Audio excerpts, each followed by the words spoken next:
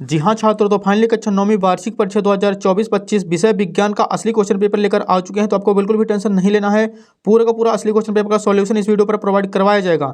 So dear, आप यदि हमारे बताए हुए क्वेश्चन पेपर को पूरा का पूरा सॉल्व कर लिए तो आपके डेफिनेटली 75 में 75 नंबर आने वाले हैं एंड आपका एक नंबर भी कहीं पास का कटने वाला नहीं है। सो डियर, आप लोग यहाँ पे देख सकते हैं पेपर का फ्रंट पेज कुछ इस टाइप का होने वाला है। तो चलिए बिना टाइम वेस्ट के हम आपको दिखाने वाले हैं क्वेश्चन नंबर फर्स्ट से। सो डियर, यहाँ पे आप लोग देख सकते हैं प्रश्न क्रमांक 1 है, सही विकल्प का चयन कर लिखिए। सो पहला क्वेश्चन इसका 100 डिग्री सेल्सियस पर जल की भौतिक अवस्था है, तो इसका आंसर हो जाएगा ऑप्शन नंबर बा द्रव। सेकंड क्वेश्चन है, आयोडीन टिंचर कीटाणुरोधी गुण रखता है, यह विलयन निम्नलिखित में से किस घोल को बनाता है? सो इसका आंसर हो जाएगा ऑप्शन नंबर सा जल में आयोडीन। तीसरा प्रश्न है, सल्फर परमाणु का परमाणु द्रव्यमान होता है, तो इसका आंसर करना ऑप्शन नंबर सा 32। चौथा प्रश्न है, मैग्नीशियम का सही इलेक्ट्रॉनिक विन्यास है, तो इसका आंसर हो जाएगा ऑप्शन नंबर बा 282।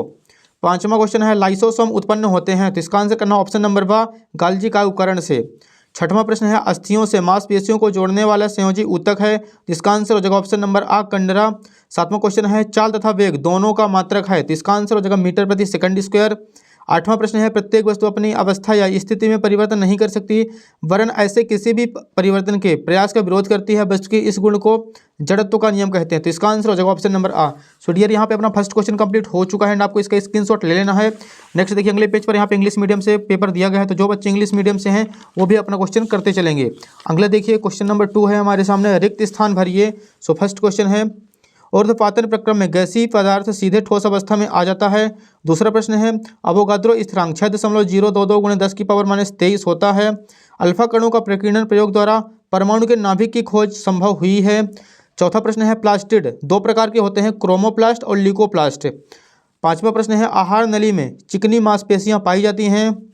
छठवां क्वेश्चन है, विस्थापन प्रारंभिक बिंदु और अंतिम बिंदु के बीच की न्यूनतम दूरी को कहते हैं। सातवां क्वेश्चन है, कार्य करने की क्षमता को ऊर्जा कहते हैं। सो डियर, यहाँ पे अपना सेकंड क्वेश्चन कंप्लीट हो चुका है एंड आपको फटाफट इसका स्क्रीनशॉट ले लेना है और अच्छी तरीके से तैयार कर लेना है। यहाँ पे इंग्लिश मीडियम से क्वेश्चन पेपर है अपने सामने। तीसरा क्वेश्चन देखिए, सही जोड़ी मिलाइए, एक साइड स्तंभ आ दूसरे साइड स्तंभ वा। फर्स्ट क्वेश्चन है, शुष्क बर्फ, तो इसका आंसर करना है ठोस CO2। ब्रोमीन, तो इसका आंसर हो जाएगा अधातु है। अमोनियम, तो इसका आंसर करना हमें NH4 plus ion. James Chadwick, so dear इसका आंसर हो जाएगा न्यूट्रॉन की खोज। पास्कल, तो इसका आंसर करना है दाब का मात्रक है 1 किलोवाट, तो ये हो जाएगा 1000 जूल प्रति सेकंड।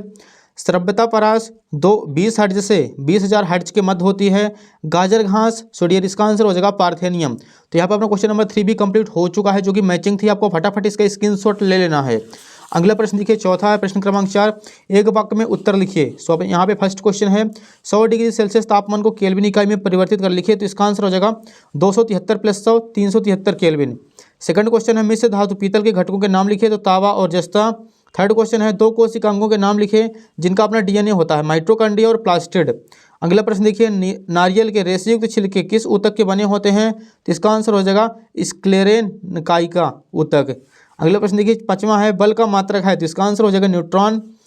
छठवां क्वेश्चन है, किसी वस्तु पर 8 न्यूटन का बल लगाने पर यह बल की दिशा में 12 मीटर विस्थापित हो जाती है, तो कार्य कितना होगा? तो इन दोनों गुणा कर देंगे, 12 × 8 तो 12 × 8 = 96 जूल।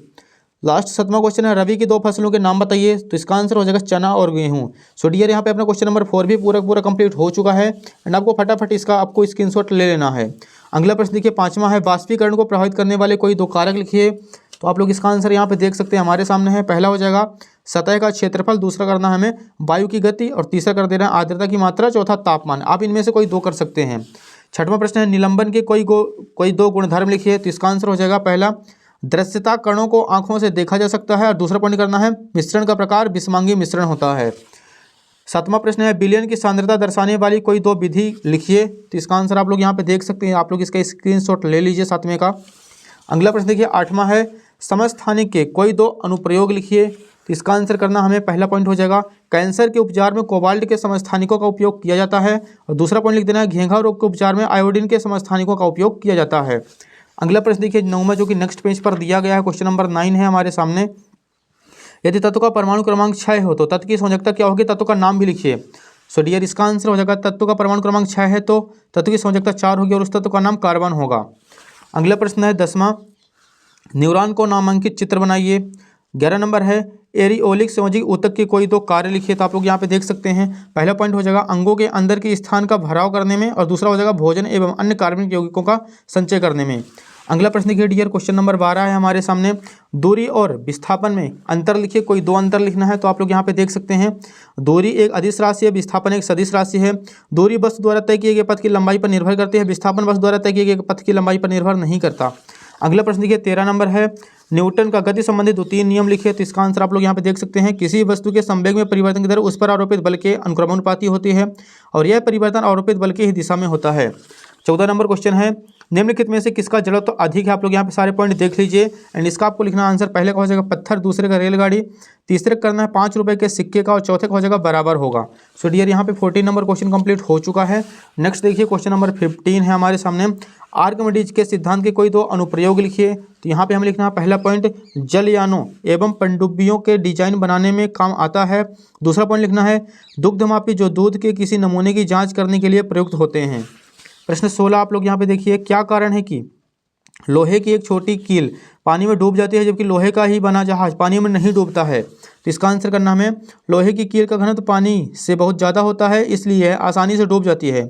जहाज द्वारा हटाए गए पानी का वजन उसके वजन के बराबर होता है, इसलिए यह तैरती रहती है।